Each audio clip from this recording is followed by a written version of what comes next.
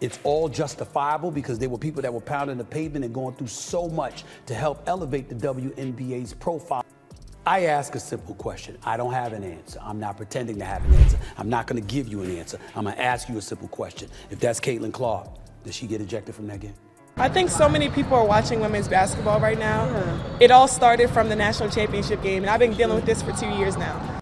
The doubleheader that opened the season generated over 1.5 million viewers, which was more than the WNBA had accumulated in more than 2 decades. Yeah, the reason why we watching women's basketball is not just because of one person, it's because of me too, and I want y'all to realize that. Angel Reese went from the media's darling to being left off every major all-star ballot. But what really caused this shocking shift in perception? Was it her stats, fan reactions, or something deeper? Stick around as we dive into the surprising details behind Angel Reese's all-star snub. Before we move on, I'd like to ask you a small favor. If you appreciate this content, please take a second to like this video and subscribe to the channel. Over 98% of you watch the videos without subscribing. It costs you nothing, but it makes a huge difference to us. So did you click the subscribe button? Great, thank you so much. Now back to the video. Imagine lighting up the sport, becoming a household name practically overnight, and carrying that momentum into what everyone assumed would be a breakout WNBA season. That was Angel Reese last year. Media outlets were practically falling over each other to crown her as the future. She was on magazine covers, every highlight reel, and in every analyst's predictions for stardom. Her style of play, aggressive on the boards and fearless in the paint, had everyone calling her the next big thing. So what happened? How did someone projected as the face of the league end up snubbed? Which does not mean much at this point in my estimation. Let me tell y'all why I'm bringing this up. Over the last few days, now it's at about 16 to 17,000. The ratings for the WNBA draft was 2.446 million. Which was the largest in WNBA history. People are pulling up to games, we got celebrities coming to games, sold out arenas, like just because of one single game. Drawing consecutive technical fouls. The ejection happened after Reese was called for her 5th foul and was, quote, disrespectfully addressing, end quote.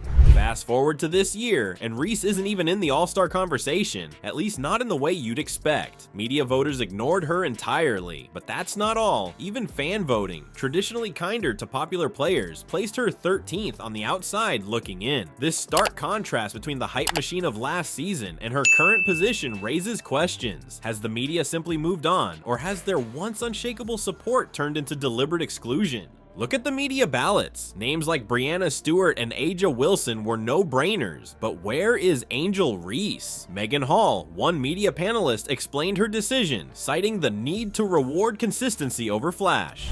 Yeah, the reason why we watching women's basketball is not just because of one person, it's because of me too, and I want y'all to realize that. Today, the WNBA rescinded the second technical upon further review, according to a league source. Like, it's not just because of one person. A lot of us have done so much for this game, and Kennedy has been here before, obviously, but... And if everybody's benefiting, at some point in time, although it's frustrating that it took so long, and it's frustrating that it's being given to somebody.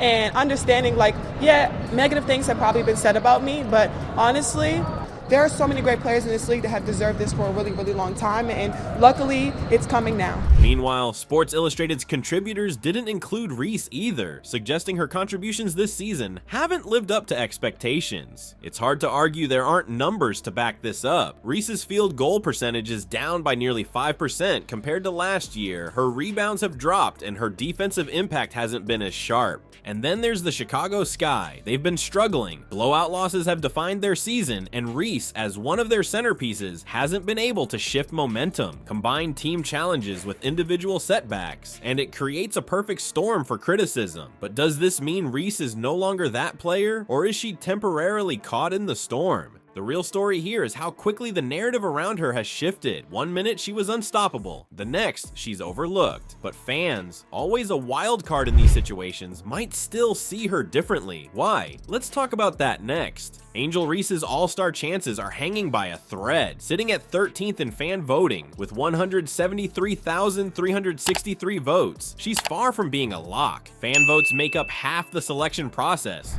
Since she's arrived in the WNBA, that kind of story gained national attention. It was something that was debated on my day job, First Take, at least.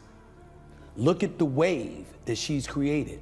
Look at the profile that it has granted the WNBA. The reality is that the max contract in the WNBA at this particular moment in time is $250,000 to a player.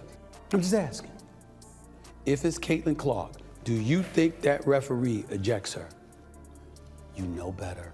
If I want to be that, and I know I'll go down in history, I'll look back in 20 years and be like, which sounds like a lot, but the remaining 50% is split between the media and her fellow players. And here's the issue. The reporters already shut her out completely, and it's hard to know how her peers will vote, given the turbulence surrounding her season. That's a steep climb for anyone, let alone someone who's been the face of so much debate this year. So how does she make the cut? The league's system gives Reese one lifeline: the coaches. After the combined votes result in starters being named, the 12 reserves come directly from head coach selections. For a player like Reese, this could mean redemption. She'd need the coaches to recognize her potential beyond the numbers and see her as someone capable of playing a key role in the All-Star game. It's not an impossible road. Players like Arike Ogunbowale have proven that you can miss the media's radar and still rise. Remember Arike in the 2021 All-Star game? She wasn't on Team USA, but showed out as MVP against them. That kind of moment could serve as a blueprint for Reese. Meanwhile, you can't ignore the buzz Caitlin Clark is creating. Sitting at the top of fan voting, her popularity is undeniable, and it's trickling down to her teammates. Just look at Indiana. I'll take that because look where women's basketball is. People are talking about women's basketball, but you never would think that we'd be talking about women's basketball. Just remember, you want to lift her up too, because if she rises, the whole league is going to rise, and everybody's going to benefit. And just looking at that, like, I'll take that role. I'll take the bad guy role, and I'll continue to take that on and be that for my teammates. And Reese addressed the media following that controversial technical foul on her teammate. Angel Reese is a rising star in the WNBA, drafted 7th overall by the Sky 2 months ago. 8 players from the Fever cracked the top 40 thanks to her influence. Reese doesn't have a teammate with that same gravitational pull, which makes fan voting a tougher route for her to climb. And then there's Reese herself. Her cryptic social media post after a tough loss, just a simple praying hands emoji, left fans guessing. Is she focused on proving everyone wrong, or is the frustration just building? That's the question sitting at the core of her season. Does she push back when it gets hard, or does she let the narrative write itself? If she can step up and lead, this could be the turning point. The way the media has flipped on Angel Reese is wild. One season she's their favorite, pushed as the league's future, and the next, they shut the door on her all-star chances. It shows how fast perceptions in sports can shift when an athlete doesn't hit every imagined standard. It's a lot of pressure, sometimes more about headlines than actual performance. But maybe this is exactly why fans should get behind her. Does the media's narrative decide everything, or does Reese get to prove them wrong? What do you think? Can this season be her comeback, or has the media already made up its mind?